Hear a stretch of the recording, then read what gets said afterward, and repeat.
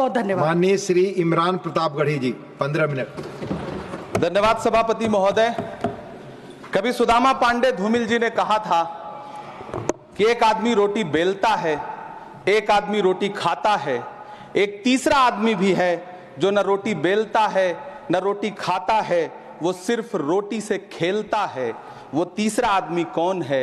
मेरे देश की संसद मौन है। सभापति महोदय, वो भी क्या दिन थे जब संसद में देश का बजट पेश होता था तो देश की सड़कें ठहर जाया करती थीं। रेल बजट पेश होता था तो लोगों की उम्मीदें रेल के डिब्बों की तरह पटरियों पर दौड़ने लगती थीं। पूरा देश धड़कने रोक करके वित्त मंत्री और रेल मंत्री को सुना करता था।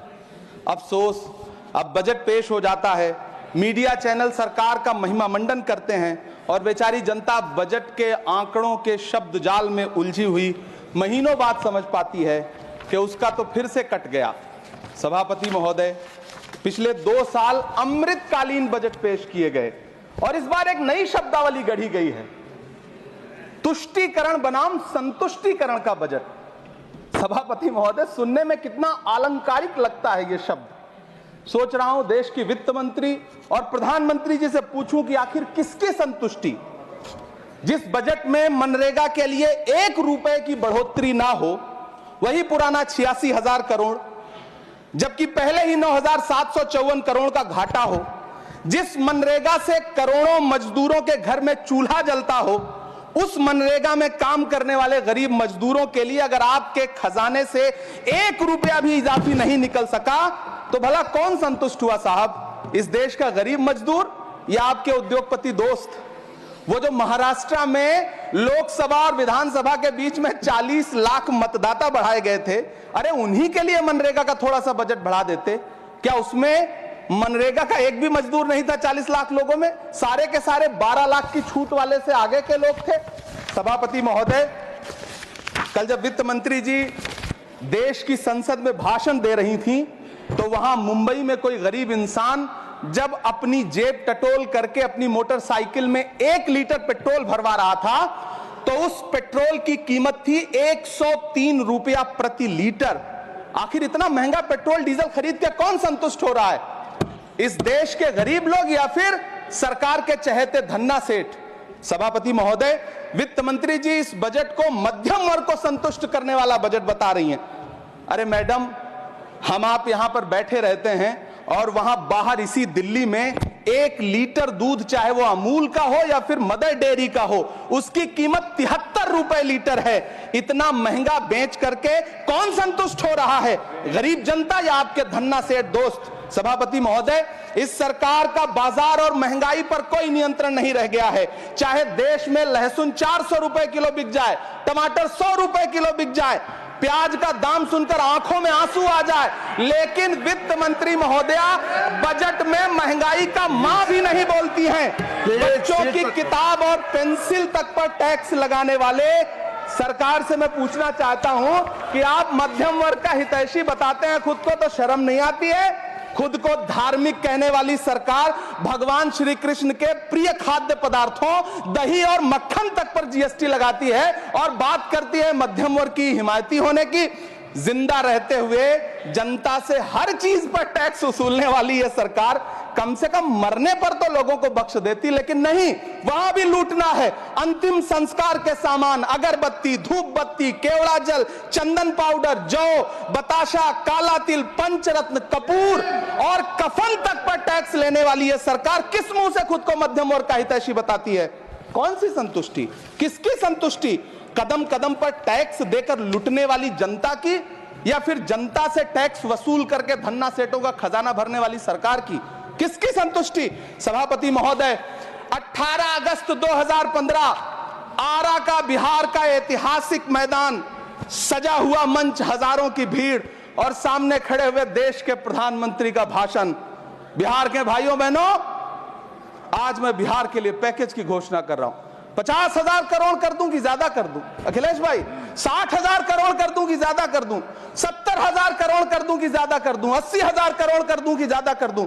चलो, मैं बिहार को 1.25 लाख करोड़ का पैकेज दे रहा हूं। 10 साल हो गए सभापति महोदय, वही ढाक के 3 पात, बिहार आज भी विकास की बाट जोह रहा है।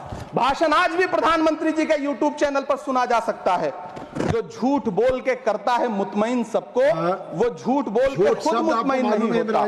सभापति महोदय, ये तो राहुल जी का असर है। कौन सा शब्द सर, कौन सा शब्द? झूठ। ठीक है सर, मिथ्या बोल करके, जो मिथ्या बोल के करता है मुतमईन सबको, वो मिथ्या बोल के खुद मुतमईन नहीं होता। ये राहुल जी का असर है। जो मखाना बोर्ड की घोषणा हुई, अखिलेश जी आपको याद होगा, भारत जोड़ो न्याय यात्रा में 30 जनवरी 2024 को बिहार के रंगभूमि मैदान में राहुल गांधी जी का पूर्णिया में भाषण था और उसमें मखाना को लेकर उन्होंने आवाज उठाई थी। ये उनका असर है कि आपको मखाना बोर्ड बनाना पड़ा, वरना तो आप मैखाना बोर्ड बनाने वाले लोग हैं। सभापति महोदय, बिहार को झूठे पैकेज और चुनावी दिलासे देना बंद करिए। आज भी जब कोसी में बाढ़ आती है तो पूरा सीमांचल बर्बाद हो जाता है। मैंने उस तबाही को अपनी आंखों से देखा है। 2016-17 की बाढ़ में अपने इन्हीं हाथों से राहत सामग्री बांटी है मैंने। अगर सच में बिहार के लिए कुछ करना चाहते हैं तो बिहार को बाढ़ से बचाने का प्रबंध करिए। पूर्णिया एयरपोर्ट 10 साल से बाट जो रहा है, घोषणा 2014 में हुई, बन के आज तक तैयार नहीं हुआ। अलीगढ़ मुस्लिम विश्वविद्यालय का किशनगंज सेंटर बजट के अभाव में दम तोड़ता जा रहा है। मैंने पिछले बजट सत्र में भी आवाज उठाई थी, आज फिर वित्त मंत्री जी से अनुरोध करना चाहता हूं दामन फैला करके कि अलीगढ़ मुस्लिम विश्वविद्यालय का किशनगंज सेंटर बन जाने दीजिए। आखिर कौन सी नफरत है? यह मुल्क हमारा भी है, इस मुल्क की मिट्टी में हमारा भी खून पसीना शामिल है। हमसे इतनी भी क्या नफरत? रिश्तों की ये नाजुक डोरें तोड़ी थोड़ी जाती हैं, अपनी आंखें दुखती हो तो फोड़ी थोड़ी जाती हैं। सभापति महोदय, अल्पसंख्यक मंत्रालय का बजट काटकर मौलाना आजाद नेशनल फेलोशिप बंद कर देना, प्री मैट्रिक स्कॉलरशिप बंद कर देना, नई मंजिल योजना बंद करना, धरोहर योजना बंद करना।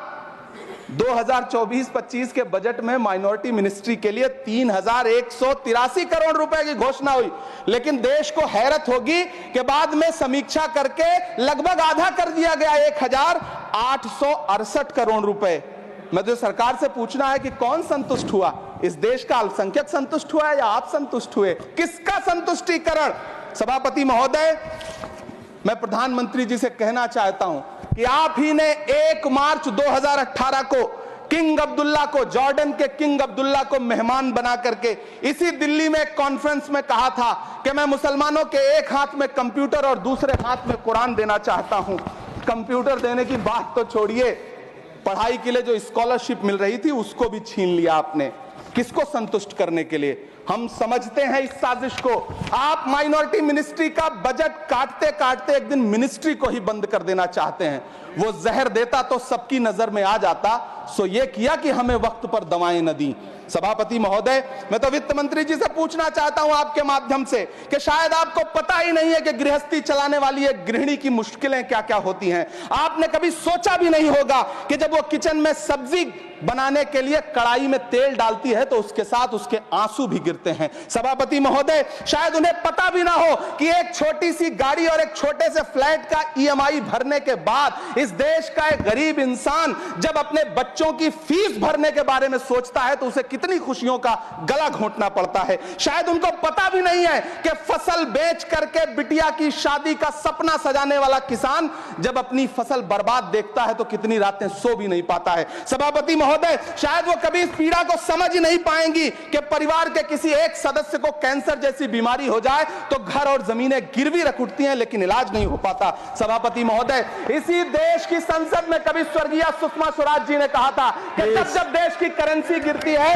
तब देश की प्रतिष्ठा गिरती है। एक तरफ कोलंबिया जैसा छोटा सा देश और उसके प्रधानमंत्री गुस्तावो पेत्रो खड़े हैं जो कोलंबिया के नागरिकों को हथकड़ी लगाकर लाने वाले जहाज को अमेरिका बैरंग वापस लौटा दे रहे हैं, और दूसरी तरफ हमारे प्रधानमंत्री जी खड़े हैं जो बेड़ी और हथकड़ी लगा करके लाए गए बेटों के अपमान पर एक शब्द नहीं बोल रहे हैं। सभापति महोदय, मैं इतिहास के पन्ने पलट रहा हूं, मुझे 2 किरदार याद आ रहे हैं। एक तरफ निक्सन के 7वें बेड़े की धमकियों के सामने लोहे की तरह अडिग इंदिरा गांधी खड़ी हैं, तो दूसरी तरफ खुद ही नमस्ते ट्रंप का नारा लगाते हुए प्रधानमंत्री जी खड़े हैं। मेरे कानों में सुषमा स्वराज जी की आवाज गूंज रही है। बहुत कम बोलने वाले डॉक्टर मनमोहन सिंह ने बहुत ज्यादा बोलने वाले प्रधानमंत्री जी को जब देश की बागडोर सौंपी थी तो $1.58 का था, आज 85 से 87 के बीच में झूल रहा है। इन दिनों रुपए की अहमियत गिरती है तो न तो देश की प्रतिष्ठा गिरती है ना प्रधानमंत्री की गरिमा। जिस देश में 80 करोड़ लोगों को 5 किलो राशन के लिए कतारों में लगना पड़ता हो, उस देश में यह सरकार 12 लाख तक के टैक्स न लेने के लिए अपनी पीठ थपथपा रही है। हुकूमत इस कदर आवाम पर एहसान करती है, ये आंखें छीनती है और चश्मे दान करती है। सभापति महोदय, महाराष्ट्र का भिवंडी हो, मालेगांव हो, इचलकरंजी हो, यूपी का बनारस हो, मुआयमा हो, मुबारकपुर हो, रांची का छोटा नागपुर हो, बिहार का भागलपुर हो, हर जगह बुनकरों की उम्मीदें तोड़ रही हैं, लेकिन इस सरकार के पास उनके लिए कुछ भी नहीं है। मुरादाबाद का पीतल उद्योग, कानपुर का चमड़ा उद्योग, सहारनपुर का लकड़ी उद्योग, फिरोजाबाद का चूड़ी उद्योग, अलीगढ़ का ताला उद्योग, सब सरकारी प्लानिंग से तबाह हो रहे हैं। इन तमाम के बीच सरकारी सपोर्ट से बस एक उद्योग फल फूल रहा है, नोएडा का नफरत उद्योग। सभापति महोदय, जिस देश में 40 से 45% मेडिकल फैकल्टी की सीट खाली हो, वहां बजट में 75,000 नए मेडिकल सीट्स का ऐलान हो रहा है। सरकार बहादुर, कम से कम इस देश के पढ़े लिखे युवाओं को तो मूर्ख समझना बंद करिए। वो अब तिजारती पहलू निकाल लेता है। पहले 7500 मेडिकल सीट्स बाद में बनाइएगा, पहले जो एम्स में 2161 पद खाली पड़े हैं उनको तो भर दीजिए। वो अब तिजारती पहलू निकाल लेता है, मैं कुछ कहूं तो तराजू निकाल लेता है। मैं इसलिए भी तेरे फन की कद्र करता हूं तो झूठ बोल के आंसू निकाल लेता है। सभापति महोदय, फिर झूठ आया है, मैं उसे मिथ्या कर दे रहा हूं। शायरी में बार बार आ जाता है, क्या करूं महोदय। काश ये बजट, सभापति महोदय, वो एक शब्द मैं मिथ्या कर दे रहा हूं सर, वो एक शब्द को हटा दीजिए। ध्यान रखें, ऐसे जो भी शब्द होंगे आपके भाषण में सभापति महोदय, काश ये बजट बीपीएससी के पेपर लीक की शिकायत करने वाले नौजवानों पर बरसती हुई पुलिस के लाठियों पे, जख्मों पर मरहम लगा पाता। सभापति महोदय, पिछले 80 दिन से 70 साल का एक बुजुर्ग एमएसपी की लीगल गारंटी मांगता हुआ आमरण अनशन पे बैठा हुआ है। काश ये बजट किसान नेता जगजीत डल्लेवाल की टूटती हुई सांसों की पीड़ा सुन पाता। काश ये बजट प्रतियोगी परीक्षाओं की तैयारी के लिए दिल्ली, कोटा, पटना, अहमदाबाद जैसे शहरों में, इलाहाबाद जैसे शहरों में किताबों के साथ गल रहे युवाओं के सपनों को जिंदगी दे पाता। काश ये बजट वंदे भारत के सुनहरे विजुअल के बजाय देश की गरीब जनता को कुछ और पैसेंजर ट्रेनें दे पाता। काश ये बजट सीनियर सिटीजन को ट्रेन टिकटों में मिलने वाली रियायतें वापस लौटा पाता, जिनको सरकार ने कोविड के नाम पे छीन लिया था। काश ये बजट किसानों की राह में कीले नहीं बल्कि कालीन बिछाने वाला बन पाता। काश ये बजट सरकारी मालिकों को यह समझा पाता कि नेहरू को कोसने से अर्थव्यवस्था नहीं सुधरेगी, उसके लिए डॉक्टर मनमोहन सिंह साहब की अर्थ नीति अपनानी पड़ेगी। पिछले 11 साल से नेहरू जी को कोस रहे हैं, आखिर कब तक कोसिएगा? थोड़ा पंडित नेहरू जी के बारे में पढ़िए, तब पता चले कि पंडित नेहरू की शख्सियत का नाम है। दुनिया का पहला ऐसा राजनेता जिसने अपनी जिंदगी की आजादी के लिए, देश की आजादी के लिए 3259 दिन अंग्रेजों की जेल में बिताए। पंडित नेहरू एक ऐसे महान शख्स जिनके पिता पंडित मोतीलाल नेहरू, जिनकी बहन विजय लक्ष्मी पंडित, जिनके बहनोई पंडित रंजीत सीताराम, जिनकी बेटी इंदिरा गांधी, जिनके दामाद फिरोज गांधी, सब ने अंग्रेजों से लड़ते हुए स्वतंत्रता आंदोलन में जेल काटी। आप किस मुंह से उनकी लकीर छोटी करने की बात करते हैं? नहीं कर पाइएगा, 7 जन्मों में नहीं कर पाइएगा, क्योंकि जिस्म की मौत कोई मौत नहीं होती है। जिस्म मिट जाने से इंसान नहीं मर जाते, धड़कने रुकने से अरमान नहीं मर जाते, सांसें थम जाने से ऐलान नहीं मर जाते। जिस्म की मौत कोई मौत नहीं होती है। सभापति महोदय, मैं आपके सामने खड़ा होकर के एक बहुत छोटी सी कहानी सुनाना चाहता हूं कि महान बादशाह सिकंदर ने जब यूनान फतेह किया तो जीत का जश्न मनाने के लिए शहर की सड़कों पर निकला, तो उसने देखा कि पूरा शहर तो जश्न मना रहा है, एक फकीर सड़क के किनारे चादर तान के सो रहा है। सिकंदर को गुस्सा आया, घोड़े से उतरा, उस फकीर के पास गया और उसे सोता देख करके उसे जोर की एक लात मारी और लात मार के कहा कि क्यों रे फकीर, मैंने यूनान फतेह कर लिया, लोग जश्न मना रहे हैं और तू सो रहा है। उस फकीर ने उन्नीदी आंखों से सिकंदर को देखा और देख करके कहा कि शहर जीतना बादशाहों का काम है, लेकिन लात मारना तो गधे का काम है। सभापति महोदय, गरीब जनता को लात मारना बंद करिए।